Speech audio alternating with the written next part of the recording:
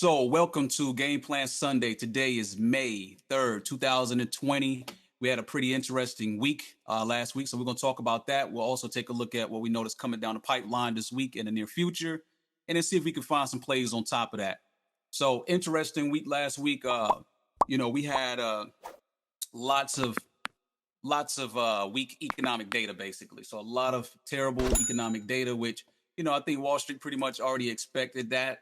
However, the market still rallied, which that was interesting in itself because you say how we have all this dire economic data, yet the stock market is moving up. So we see that the stock market is not moving in, it's out of touch with reality. It's not moving lockstep with the economy itself. What we're witnessing is basically the stock market is rallying up because of the Fed's interference, the Fed's pumping in the money in the markets. And so Fed's policy is not stimulating the economy, which we can clearly see that. That's the economics, that's the monetary policy, fiscal policy. We're not seeing that moving the economy. It's not. So when their policy no longer moves the economy, however, it moves financial assets, that's furthering the wealth gap, right? That's furthering a lot of the gaps that we have. Wealth gaps, income gaps, income inequality gaps, opportunity, all of that stuff is just it's just bad. So on one hand, you have the stock market going up. On the other hand, you have over 30 million people that's laid off. Over 30 million people that's out of work. We had over 3.8 million from the last week that were out of work that filed for unemployment. And the thing is that you got to understand these numbers are not totally accurate. Okay, these is just a good basis. You got to think about all the people that they're not counting in this data. So just the people that they know about. And so that's just terrible. Along with the other economic data that we saw, we had the PMI numbers that came out that were terrible. Like I think the worst on record ever. And the thing is that they're already lowering the bar. And so from the previous weeks we saw, I was saying that it's a dangerous time when bad news is good news, right? So because we see the markets get quite irrational, especially when they lower the bar, right? But normally, under normal circumstances, you would see the markets would just move like big time if these numbers are coming in like this. And so you're not getting that big drop down yet. And it's all terrible. It's all terrible. But the thing is that the worst hasn't come. The worst is still yet to come. And so that's the thing. So we're seeing terrible news, terrible everything, but we see the markets melt up, and that's because of the Fed's interference. So, you got to be careful. This is a very, very treacherous market right now. In fact, we just finished up April. We're in May right now, and there's this common saying in Wall Street that you sell in May and you go away, right?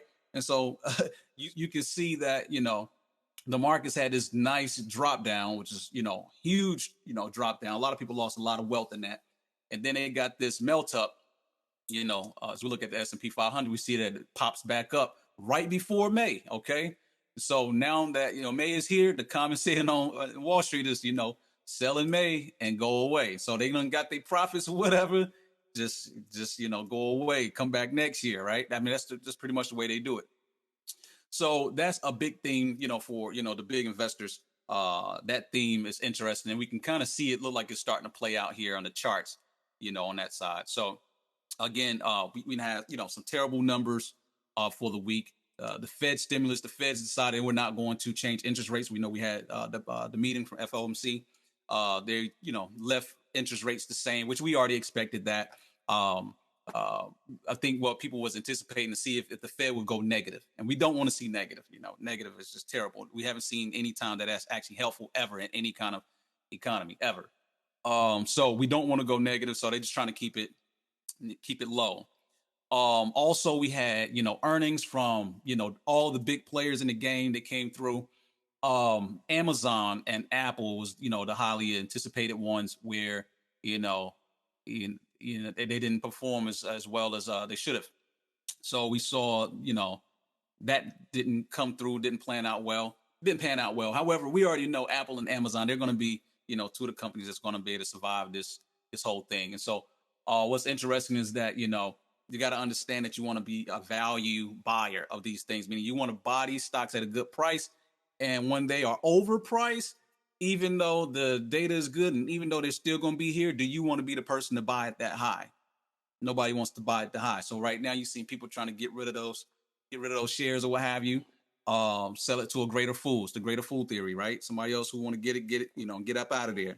You wait for the next drop and buy it at a, another dip basically. So that's, what we're seeing. Overall, because of all the mixture of the data, the divergences that we have in here, it just leads me to again um, anticipating my anticipation, my direction in the market is that it's going to be very choppy. And so when things get choppy, it's normally a day trader's market. Normally some of the swings, they wouldn't pan out as the setups wouldn't hold through as long as they normally would in a choppy environment. The only good news basically is the Feds, coming in and intervening in the situation. So Wall Street is, looking good on that. But on the economic side, it is terrible. It's a nightmare. So, that's what we're looking at for that. As far as this week coming up, let's see, we do have some earnings. Monday, we got Tyson Foods that's going to be reporting, and that's an interesting situation too. So you have like these meat companies, they're shutting down their operations, or they have been shutting down because of all the COVID cases they've been getting. And so quite naturally, one has to deduce that there's going to be a shortage in meat, right? There's going to be a food shortage, meat shortage, what have you. Um, that it hasn't hit yet, but it's going to be happening. And we're already seeing inflation in the prices of those things because of the shortage. And so you're seeing inflation pressures that's coming into the market. For one, you got the Feds, printing money and trying to provide stimulus. That's inflationary. So you got inflation that's coming in the game, and then you also have food. So you have this meat situations coming up. Your prices are going up, so that's inflation also. So these factors that's coming in. So all this inflation is popping in. Normally, gold is the hedge for inflation. So that's why you guys have been seeing the gold.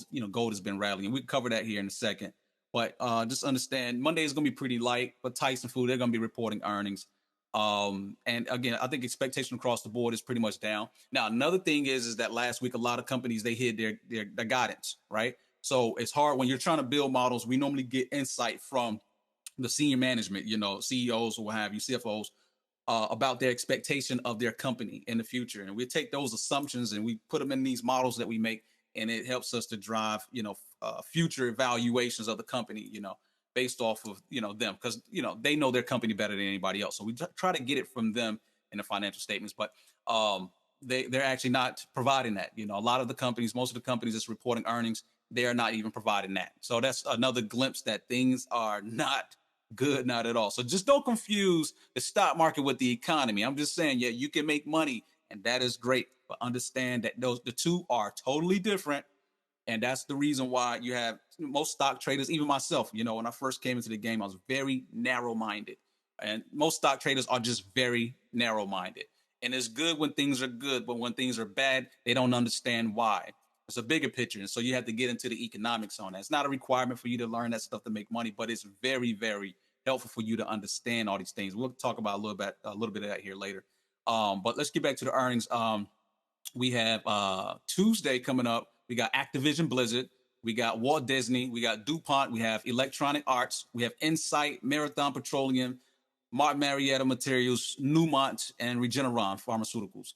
So those are pretty much the ones on Tuesday. So I think Tuesday is going to be like the highlight of the week because of Activision Blizzard, which for you guys who don't know who Activision Blizzard is, it's a video game company. They make Call of Duty. If you have kids, then I'm pretty sure you probably bought them this game, Call of Duty. Well, this is the company that makes that game. And since kids have been out of school, they've been home probably playing Call of Duty, which is a new game that just released not too long ago. So I think expectations are that Activision is going to, beat their earnings, which quite naturally just seems to be the thing that makes sense. So I'm bullish on Activision. We also have Walt Disney, and then we have Electronic Arts. So Electronic Arts is another video game company. They make a lot of sports games like Madden and things like that. They also make my favorite game, which is Battlefield, but Battlefield is, it's pretty much history right now. They're working on the next game, which will come out next year. But I think EA is probably going to be seeing, a nice earnings as well because of sports, the absence of sports right now. Some of my guys that I play the game with when I do have time to play the game, Some of them, since Battlefield's been going on a decline, they've been jumping over in sports because they miss sports. So because there's no sports on TV right now, so a lot of them they're playing the NBA 2K, NBA Live, or what have you, and then Madden is a big one. So the football guys they're playing that game. So I think that EA they may see a nice boost from the video gaming sector here. So that's Tuesday, and then Wednesday we have General Motors, we got PayPal, we have T-Mobile and CVS. So that's gonna be all right. I think PayPal and T-Mobile will be the biggest ones we're paying attention to. CVS also. Let's see. Thursday we have Bristol Myers, Squibb, Danaher, Hess, Hilton Worldwide, and Raytheon and Viacom. So we kind of already know what the story is going to be with Hilton. Hess, you already know what that's going to be as well. It's going to be a nightmare for them. And then let's see. Friday, it's pretty light. We got EOG. We got some energy companies, Broadridge Financial. I think Friday is going to be pretty light. So those are like the earnings that going to be expecting. So make sure you pay attention to Walt Disney with them being shut down. I think that's going to be really negative for them. You got EA, you got Activision. I think those is going to be a bang. That's going to be the thing to help the market probably bounce back, if you will. If there's any kind of bounce, it'll probably come from those earnings on was that Tuesday. And then you have General Motors, which I think the expectation is that it's going to be terrible for them. They have cars that's just sitting, rotting away on lots. I mean, cars has been sitting on lots before coronavirus, and now, I mean, it's even worse now. So again, it's just a nightmare situation. On the economic front, we do have some more data that's coming out. So we got the non-manufacturing PMI numbers that's coming out on Tuesday. We also have the ADP employment report for April. The economists are forecasting a loss of 20 million non-farm private sector jobs. And they're saying that this is the steepest monthly drop ever recorded. So, I mean, we're getting the worst economic data ever recorded. But the market has, been crazy high for some odd reason. And then on Thursday, we do have, let's see, the BLS, the Bureau of Labor Statistics, you guys. They are reporting productivity and unit labor costs. Let's see, Department of Labor, they're talking about the job loss. So again, we get the job numbers every week. So we're going to get those numbers on Thursday. And as you guys already know, we have over 30 million people that's already filed for unemployment, and the numbers will continue to rise. So let's see. I mean, these numbers are the highest numbers ever since like the Great Depression in 1929, if you guys don't know. So it's really, really bad. We're also taking a look at the Federal Reserve. They're dropping the consumer credit data for March, and they're saying that they see consumer credit rising by $21 billion to $4.25 trillion of consumer credit, which is debt. That's just not good. Okay. That's, trillions of dollars of debt. That's just crazy. And then Friday, we got the BLS report job numbers for April. And they're saying that the unemployment rate is expected to skyrocket from 4.4% up to 16%. So, I mean, really, there's no nice way for me to really put it. The economic data, it is what it is, it's terrible. You know what I'm saying? So the social indicators are also, falling apart as well. So, understand with economics is a social science, really. It's really about the behavior of people. Nobody knows how this recovery is going to come, if there's going to be a recovery or the depression, because what it all depends on is how you and I react towards these things. So that's why we have all these different policies, and everything is, created in this matrix to stimulate you to do something. The question is, will the people get stimulated? So the only positive thing that, or possibly positive things for the markets coming up for the summertime is if, the rollout with, with states starting to open up right now, these states starting to open up, will the virus, situation, continue to rise and get out of control, or does it, will they be able to contain it more? Because you open it up, then you're at more at risk, more health risk. So it's a two-edged game. You're trying to open up to make money, but then people start dying. That's not good, and it's definitely not good for Trump on a political reason, because it's really going to be a test to his leadership.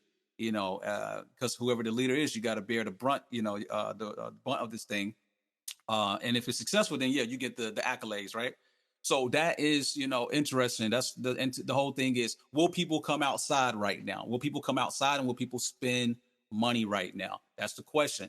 so far, I don't really know. I do see cases of people that's just so tired of being pent up in the house that they're doing irrational things, having parties and craziness. I've seen a gang of people at the mall buying some sneakers, some new Jordans that were released, no mask on, no nothing. So it's that's the thing is we have all these economists that's trying to figure it out, but nobody knows because we don't know how the people are going to behave. It's all about how does the people behave.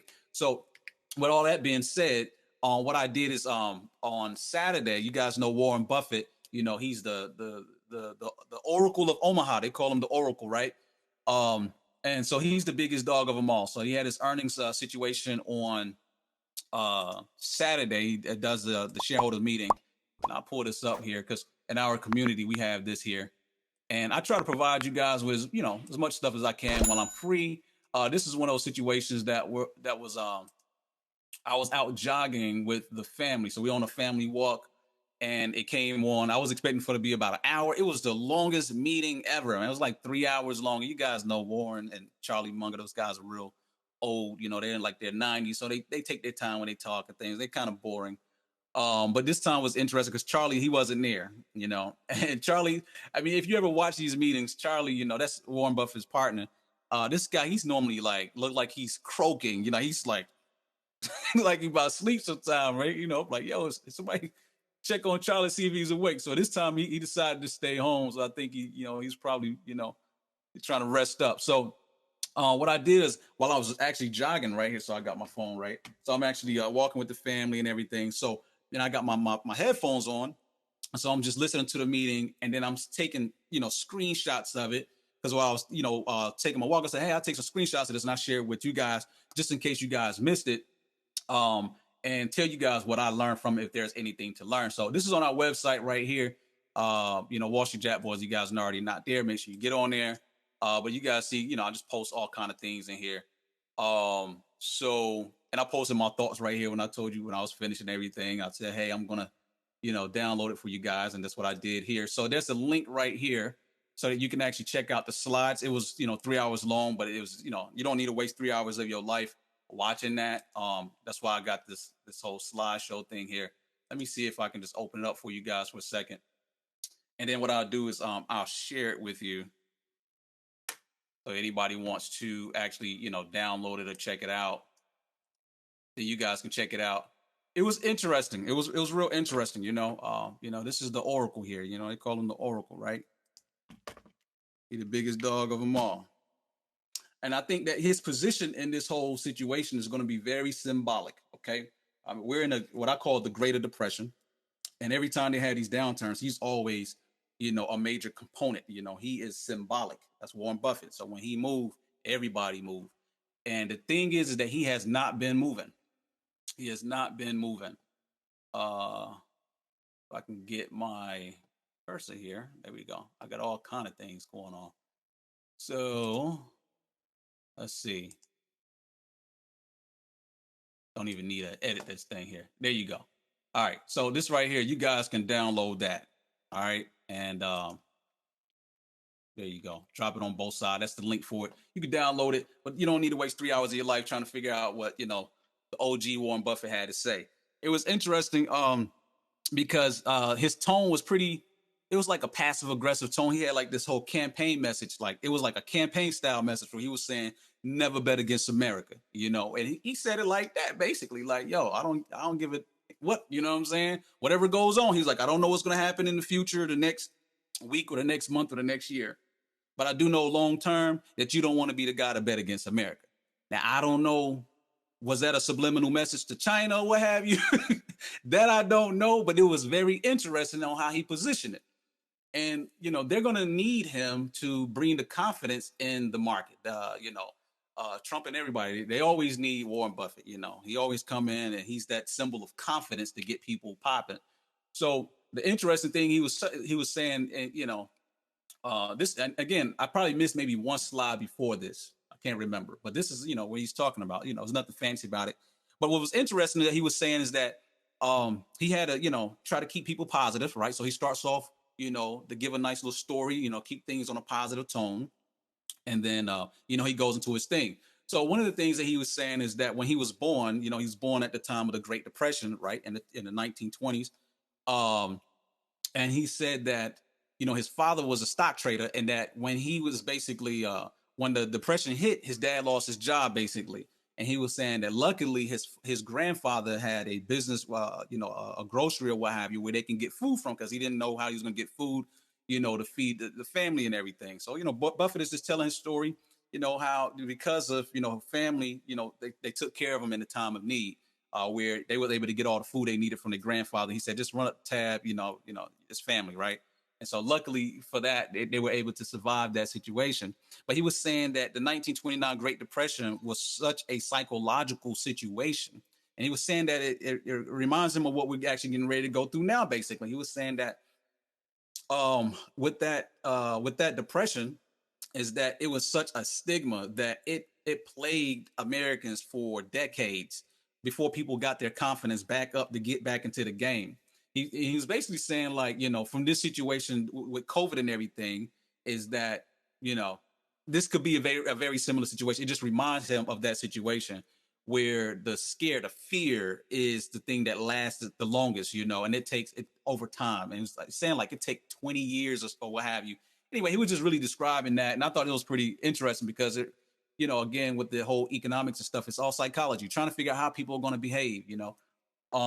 I don't think people felt enough pain just yet because all the pain hasn't came yet, so that's coming. So just keep that in mind.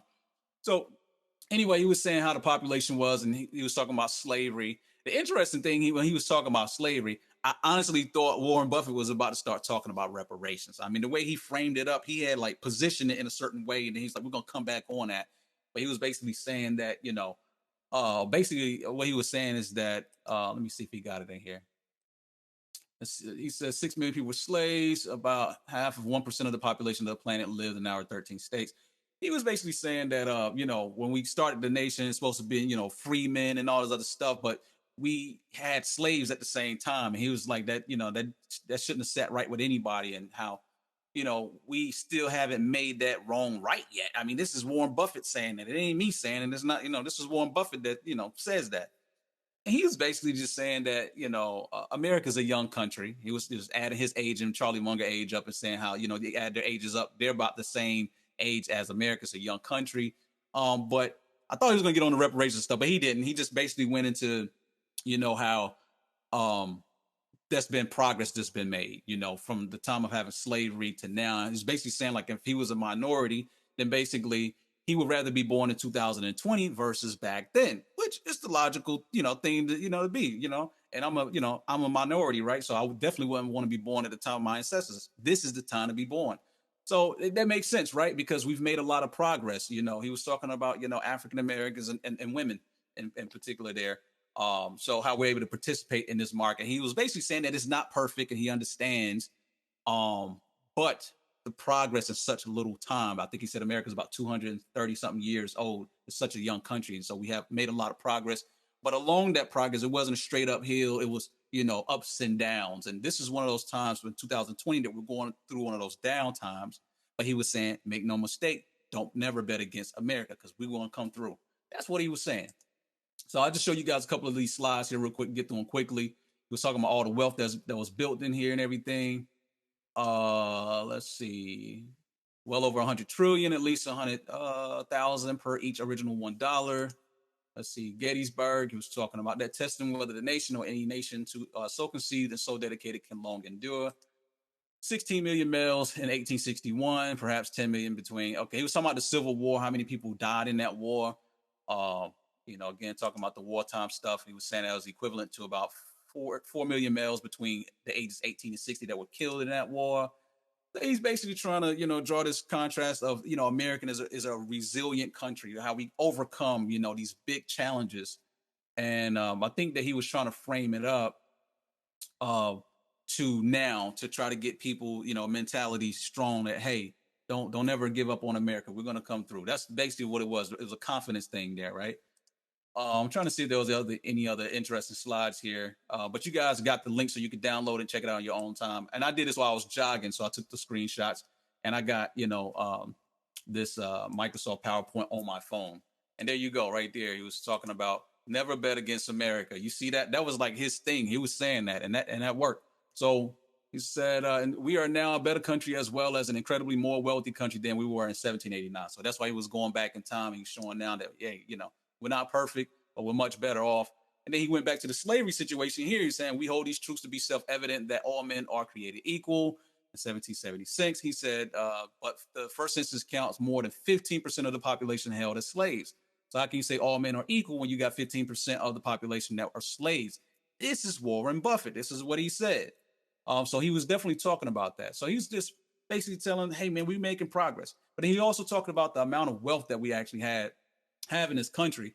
And he was saying that we have so much wealth, since like the Depression, and we came up to this point. We built so much wealth. He said that it just doesn't make any sense to have people falling behind. We have so much wealth that we can actually take care of everybody. He was kind of talking about how his granddaddy took care of him and his family, when his dad lost his job, in the Great Depression and stuff like that. And he was basically saying, we got all this wealth and we can do it. So he said we still have a long way to go in creating an even wealthier and more equitable society, but never, never bet against America.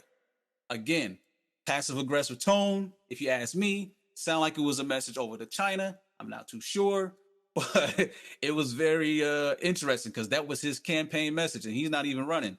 And this guy doesn't really care who's president, right? Because he knows his position in this whole thing, this whole war. Like, we're at war. Then he got off onto this video stuff from somebody who posted some videos that didn't have enough views, 800 some views. It was trying to get people to watch this guy's video about health pandemic stuff or whatever. He was saying how people should be concerned with that. Then he got into a little bit of the earnings. By the time I finished my jog, then they started to get into the earnings, and we basically learned that I think he lost like over $54 billion or something like that. They lost a lot of money basically. And so that was it, So you don't need to waste 3 hours of your time. Just download this slide if you want to check out the meeting or whatever, and you can check it out for yourself. So I'm gonna go ahead and close this. But yeah, and this is on our website too, so you guys can check it out when I post it on my timeline. So yeah, so that was pretty much what it was. And then he got into some diversity things. They had their meetings and stuff like that. Their votes, for shareholders, and it was basically saying that I think they did some kind of voting about having some minorities on their staff, like, African Americans and women. They want to have a more diversified company. That was pretty much it, I'm trying to think of anything else, He just basically said that he doesn't know what the stock market is going to do. He doesn't know what it's going to do long term. He did get into, if you got the Q&A sessions were good. It was lighting his ass up in the Q&A sessions, but he was honest though. He came through and he was saying, they asked him about his positions with the airline companies, and he sold all his positions. I mean, the whole thing. He just got rid of all the major airline stocks. He sold them. And you guys remember a couple of Game Plan Sundays before, I had people in there talking about, oh, I'm buying Boeing, I'm buying this and the third, buying these airline companies. And I was just like, well, just because you have a cheap price doesn't mean that you're getting the best value. Okay, there's a difference between price and value. You have to understand, because that's what I do. I run these financial models and valuations, and they're based off of the future, what we can see in the future by discount cash flow models and free cash flow and things like that, where we discount these things to a value in the future, and we can see this value. So anyway, let's understand that Warren Buffett, this guy's like the king of that, right? And this guy says that right now he doesn't see anything worth buying. And mind you, he's sitting on, I think, $137 billion of cash that, he can buy companies right out. He don't even have to buy stock. He can just buy the whole companies right on out. He could buy a couple of them. That's how much money that, Berkshire Hathaway has on standby, but he's not moving right now. I tell you this, when he starts moving, that will be the market's, leg up. That'll be a strong move up, and it'll probably take for the next correction, before Buffett actually jumps in. So the next correction, which I believe will be terrible, and catch a lot of people with their pants down, but then they will use him to come in and try to uplift those things. So he got enough cash. So, oh, thank you, Shad. Thank you, my man. It's on the YouTube side, so I can see you guys. So basically, just understand, when people see stocks go down and everybody and their mother was on Instagram and YouTube saying, buy this stock, buy this stock, buy the dip. And I was saying, no. See, you guys don't understand. We go through the data here. I'll show you the charts. Recessions and depressions, they don't last for 2 months. Okay. We know it normally takes about 2 to 3 years on average, which I showed you guys every other game plan Sunday. You can see the charts. The charts don't lie, man. The charts say 2 to 3 years before you can get out of that. And this is the likes of something we've never seen before, never been through before. So I call it the Greater Depression. Hope nobody start biting my style, but that's what I call it because I view it as going to be worse than the Great Depression. And so it's so much uncertainty right now. Nobody has a clue of what's going to happen. We're all living in it together. There's going to be, it's going to be bad. It's going to be really bad. I have a daughter of mine who's getting ready to go to college. And so you got to think about those young kids that's coming out right now. They've been sheltered their whole life and they have no idea what they're actually getting ready to go into. And some of us were older. We lived through the Great Recession, but you remember people went and got their college degrees and came out and they could not find a job. Now, what do you think it's going to be like for these kids is graduating this year and trying to come into the job market? It is going to be a nightmare.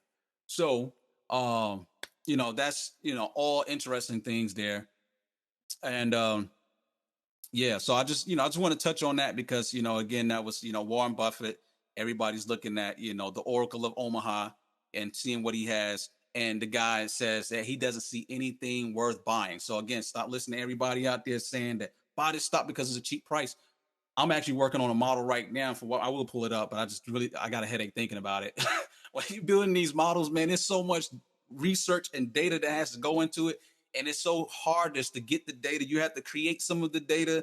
You have to use very advanced skills uh, to get absent data because some data is not present in the financials. And so you have to get it in some kind of way to form your models. Anyway, it's just a nightmare. But it's a lot of work that goes into valuing these companies.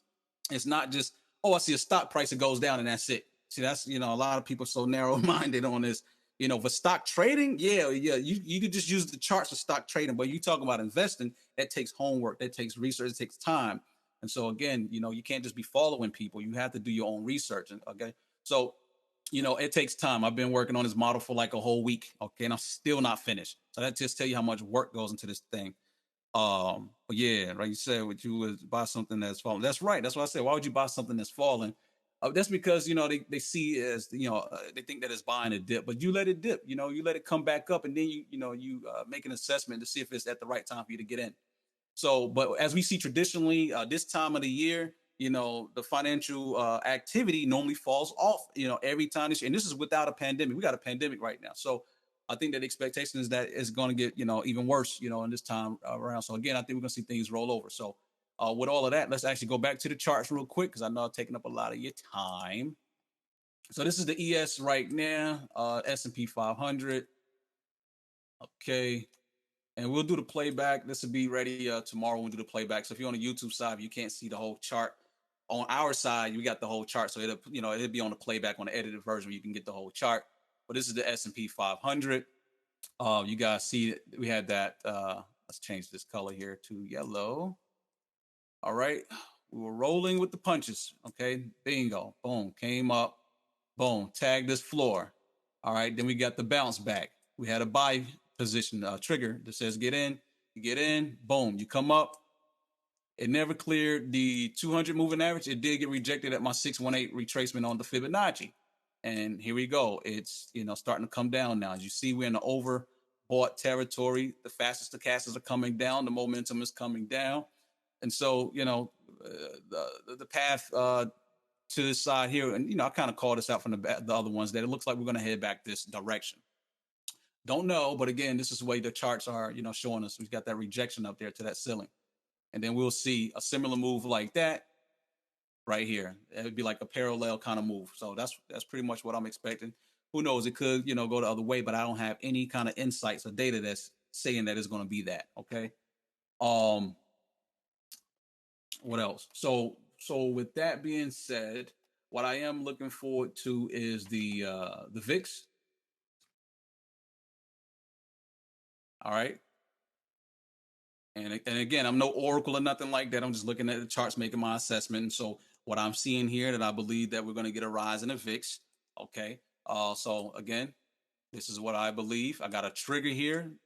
Okay, we hit that low, and now we breached this little area here, but we never, fell beneath it, and now we're popping back up this way. So that was the boom, shake them out, and then you get that, it's kind of like a rubber band bounce kind of mode that you get that move up.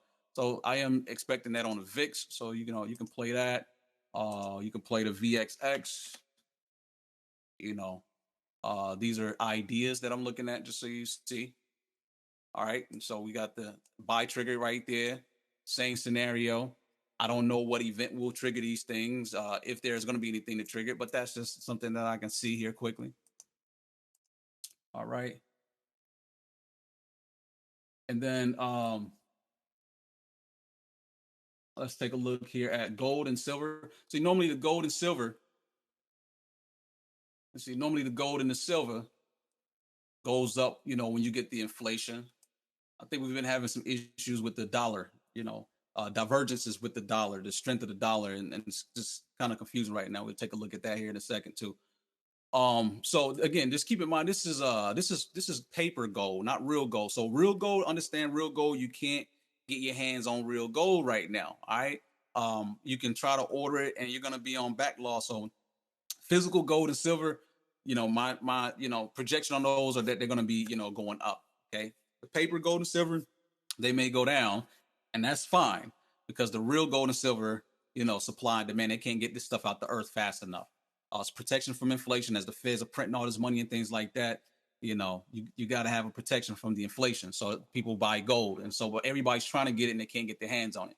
Now, the chart itself is not telling us to get in right now. Okay. We got a sell trigger here on gold. And so ideally, you would like to see gold come down here to the 50, and if it come down here to the 100, I mean, it doesn't matter. If it come down here to the 100, I'm an even stronger buyer. That's an even stronger buying location here.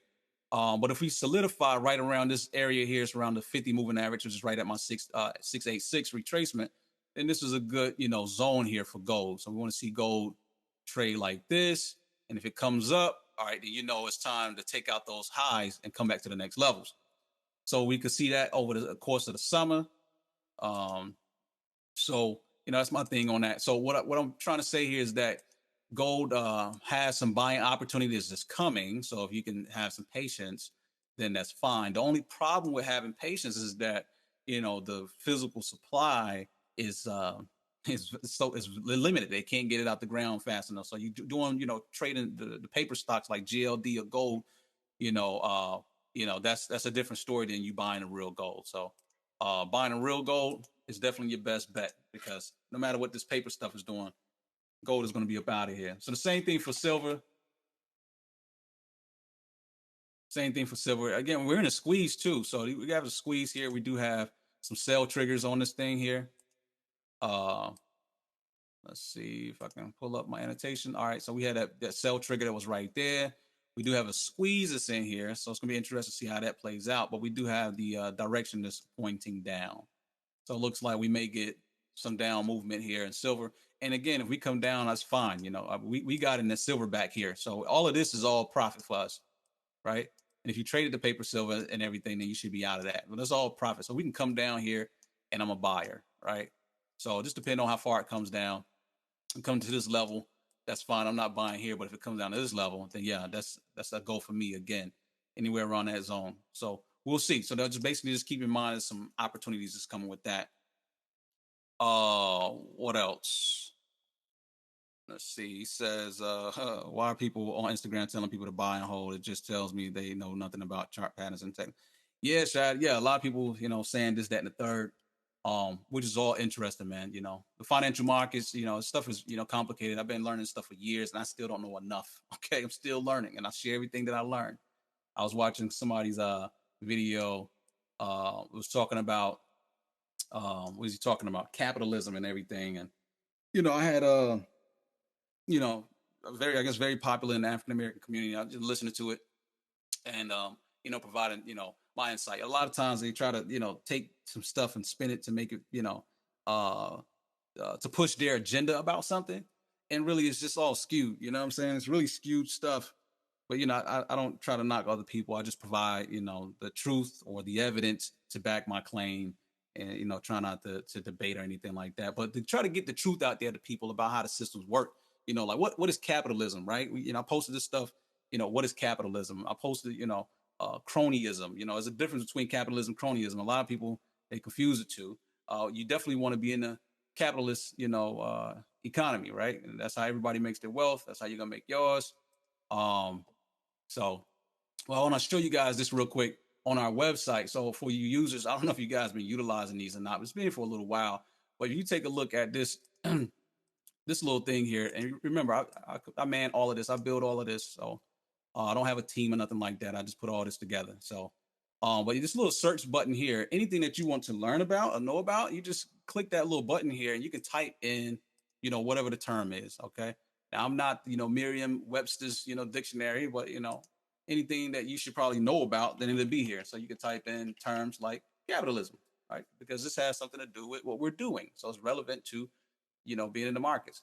And then you'll get, things like, this that shows up. We had an article that we wrote about income and wealth inequality that's related to it as well, where we go into this. So you can check that article out right there and click that. Or you can just go to the term itself and then you can get the definition. So while you're doing your studying, what have you, whatever terms you can think of, put in the search bar and they'll pull it up, about this system here, right? What is capitalism, right? It's an economic system that promotes private ownership as the means of production and markets as the means of allocating scarce resources.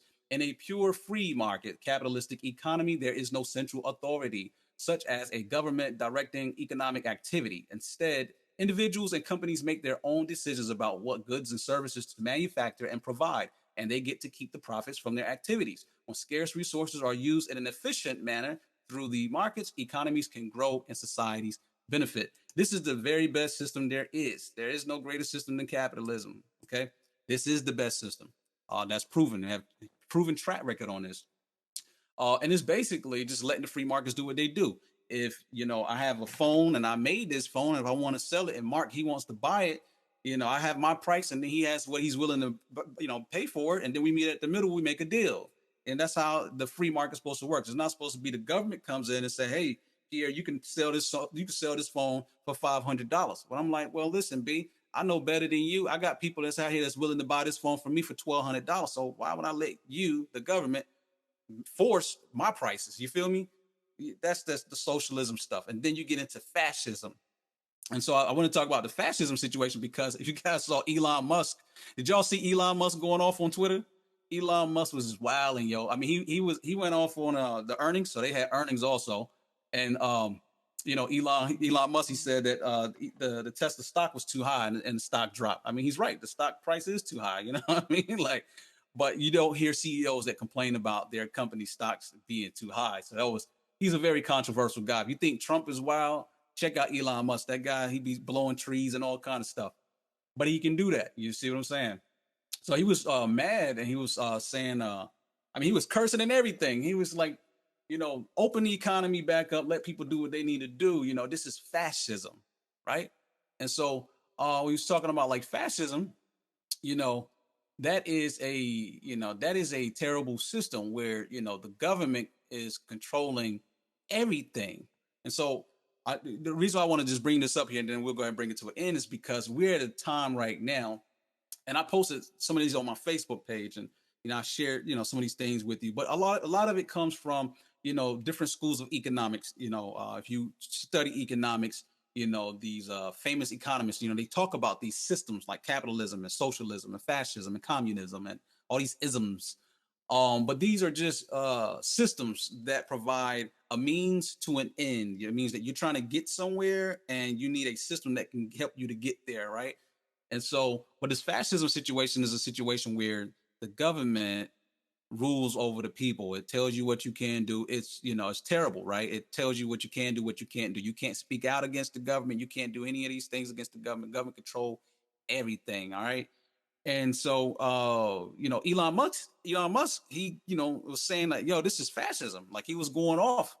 And and a lot of people, the country is so divided because of all the different types of information that's out there. It's so much information, who knows what the truth is, right?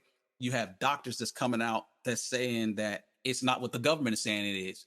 So next thing you know, you have, the Tube and Facebook and all of them, they're banning their videos, And, people should have the right to be able to look at whatever video you want to look at, right? I mean, that's the way the free enterprise, free system's supposed to work, okay? But when the government forces, that's slavery, okay? See, the government's supposed to work for the people, okay? It's not supposed to rule over the people. For you guys that don't understand economics and politics, you don't understand these things. But the government's supposed to work for you. It's not supposed to, you know, enslave you, if you will. It's not supposed to force you. And that's fascism. That's what fascist governments do, right? And so we're seeing, and the same thing. If people want to look up, doctors, share their expertise, and these guys have, doctors with data that's backing up, their claims, what have you, and they're banning them. So you guys understand that these public companies, they go to Congress. Uh, they're being interviewed by the government, okay, and the government is asking them, what are you doing to control these things? I saw one thing, they had one YouTube. You can look at this up on what's the show called? C-SPAN. Look up C-SPAN. You can look up all these, hearings, these congressional hearings and testimonies and things like that. They're boring, but they have a way that they bookmark some of the things. But they actually, like YouTube and them, they actually, the algos and stuff, they're actually interfering with, who gets popping, who's not popping, this, that, the third. They ban your videos and all of that. And they said it. I saw one thing, they was asking them, what are you doing about flat Earth? If people want to look up flat Earth, then let them look up flat Earth, right? But when you just go in, oh, let's ban all of that. Like, why? It's so much silly things that's on the web. It's crazy. Like, should we just, who's dictating what should be banned? See, that's what happens. You're supposed to let the free people do what they want to do. If people want to look up Jesus, if they want to look up Muhammad, if they want to look up, Buddha, who are you to say they can't look it up, right? Whatever, you're supposed to be in a free enterprise, a free world, right?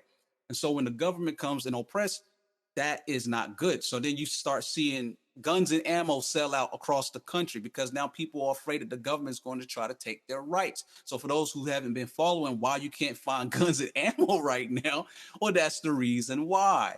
So people are trying to, because you have the right to bear arms, and they've done this over and over in history, where people were afraid that the government is too big. So when government gets too big, that's what they do. And I posted on my Facebook page and said, if you give them an inch, they'll take a mile, right? You give them an inch because you're looking at a short-term benefit. But because you did that, you open the door for them to walk a whole mile, and they start going all over the place.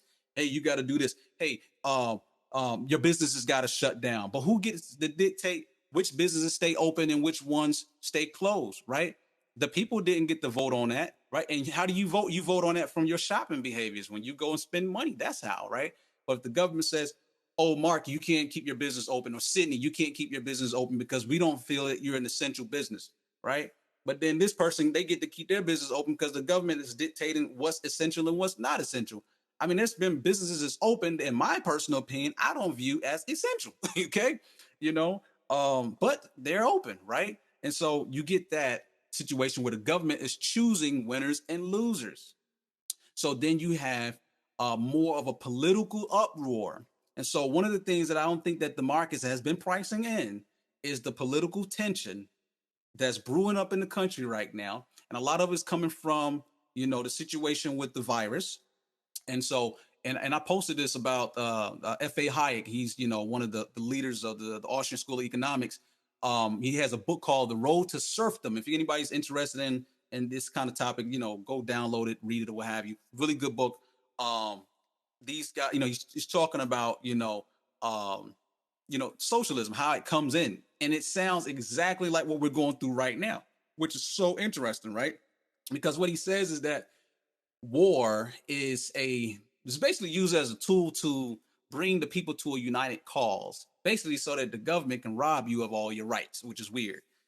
But if you guys remember when Trump was calling the U.S. right now a wartime economy, I mean, we're not in a war. But in Hayek's book, and this book was written in the 40s, okay, and so in the 40s he was saying that basically they create these wars on things like the war on drugs, the war on poverty, the war on crime, right? And so I put it in my own message that you also got the war on COVID, right? So that's the new war, the war on COVID. And so it's crazy when you see back in history, let history be a teacher, right? So we've seen these things over and over again. And so he said if the people will unite, they're pretty much forced to unite under war times. When the government asked for sacrifices to be made, otherwise they wouldn't be able to do so. But because people are in a psychological level where they feel the need to unite, then they give away their rights to the government and let the government rule over them. Make the like so when you see people staying in the house, it shouldn't be you're forced to stay in the house. It should be we have a recommendation that people stay in the house, and if you choose to stay in the house, then that's great. But to put everything on lockdown is forced. So if those people that's asking, what's going on, that's what's happening. So then you're seeing people that's revolting, and you're seeing people that's marching on, these capital places with guns, giving these demonstrations. That tension is going to continue to play out, and so again, I don't see a happy ending here anytime soon. I think we will see happy days, but not in 2020. Also factor in the election that's coming up in November. It's a lot of drama that's going to be coming out with that. You got Joe Biden that's, I guess going through some kind of sexual harassment. I don't even know what's going on with that situation, but it's looking real messy. So you got that kind of stuff. And then you have, with the government doing what they're doing, if people are starting to look at Trump as a fascist leader, that is not good. That's really, really not good. So he has to be careful. And when he did a step back against, WHO, I think that he kind of won some people back over with that. But he's walking a tightrope right now, So you have CEOs like Elon Musk and them coming out saying, "Yo, this is fascist. That's not good." So, you got to keep that in mind. So, also I think I talked about Granddaddy Dalio. He dropped some new framework for us. About the New World Order. He's got this whole framework, and I know people like to talk about Warren Buffett, but like I was telling the old guy, I was like, what did you learn from Warren Buffett, right? It's not about who's richer, who's this, that. It's all about what are you learning, okay? So if this guy provides a framework so that, we can navigate through these times, and Warren Buffett hasn't given you a framework to navigate through these times, you at a time you need to be learning how to navigate through these times. And so if this guy's providing that framework, then you need to learn from it. It's not a competition. Both of them are legends. They're, both, geniuses, in my opinion. I do tend to lean more towards Dalio because of the framework that he puts out. There's nobody who's done it better. So anyway, he's provided this. If any of you guys want it, what I've done is I recorded. I have an audio version of it, and I figured, hey, I got all this technology stuff. Let me just go and read it because I like to when I'm cleaning up, when I'm doing my daily walks and things like that. I like to learn when I'm doing this. I like to listen to my audiobooks. But I took this framework and I actually recorded it. If you guys want to get your hands on it, let me know, and I actually I'll post it on the site and send you guys a link for it where you'll hear me reading the framework, and it's the whole analogy where he combined with everybody, all the top dogs, historians, politicians, what have you, and they triangulated all their work and they found confluences in the work, how the whole system works together over and over again.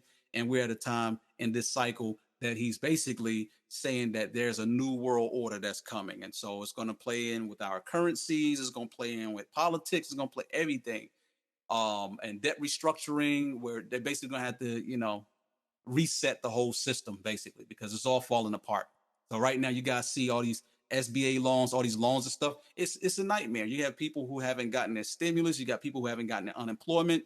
You got people that can't even get through to the unemployment lines, trying to call on the phone lines. I'm hearing stuff about people can't. You got all these big companies is getting the small business loans and things like that. You see what happened when the government get involved? It creates all this craziness, So just expect more drama here. So with that being said, I guess I've done a lot of talking here, done a lot of spilling, and we normally at the end of the session we'll take a couple of stop picks from you guys. I'll take a look at 3 if y'all got 3 on your list, and then we'll go ahead and bring it to a closing. Anything that y'all looking at right now?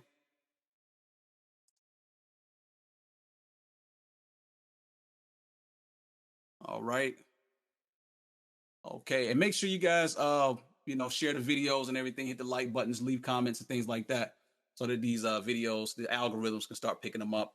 We'll chop the video up and do an edited version tomorrow. It'll go out. If you're not on the email list, make sure you get on there, so therefore you get everything directly to your inbox. So with that being said, I mean, everybody's pretty quiet here. So we're going to bring this to a close, and we'll catch up in the markets this week. As you guys see, the markets are down right now. It's going to be pretty choppy this week. So Mondays, you got to let the emotion come out. Tuesday, be ready to play. The big boys, going to be playing on Tuesday. So Wednesday is going to be a better day for entries into certain trades. unless you want to get into Activision or EA trades we talked about earlier, then you want to, jump into those on Monday. So just keep that in mind because their earnings is coming up. So you got to go ahead and get in. All right. With that being said, y'all have a good weekend, man. Catch y'all out. Peace.